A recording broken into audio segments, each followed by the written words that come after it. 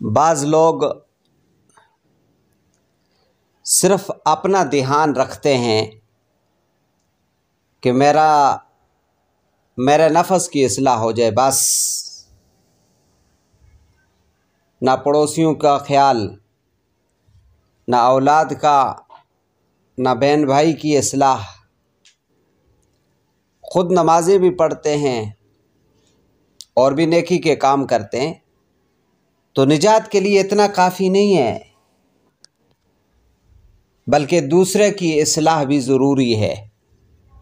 مشکات شریف میں حدیث ہے حضرت جابر رضی اللہ عنہ سے، اوحى اللہ عز وجل الی جبرائیل، کہ اللہ جل جلالہ نے جبرائیل علیہ السلام کی طرف وحی بھیجی،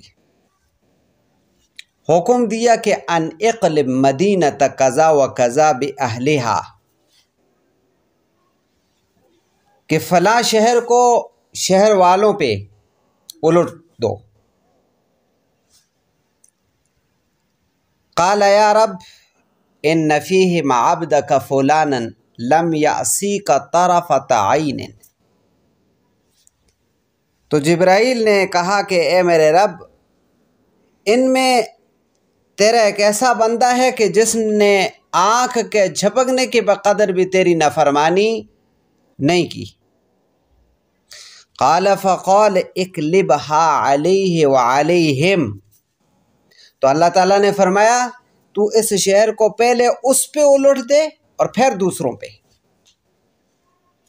فإن وجهه لم يتغير في ساعة قط، کیونکہ اس کا چہرہ کبھی بھی میری نافرمانی کے ہونے پر تبدیل نہیں ہوا، وہ تس سے مس نہیں ہوا، اس نے کبھی سوچا بھی نہیں ہے کہ اللہ کی نافرمانی ہو رہی ہے۔ تو دیکھو، جہاں اپنی اصلاح ہوتی ہے وہاں دوسرے کو بھی، اسی کو کہتے ہیں امر بالمعروف اور نہی عن المنکر، برائی سے روکنا اور اچھائی کا امر کرنا۔ اس لیے اس کام سے آخرت بھی بنتی ہے اور دنیا بھی بنتی ہے۔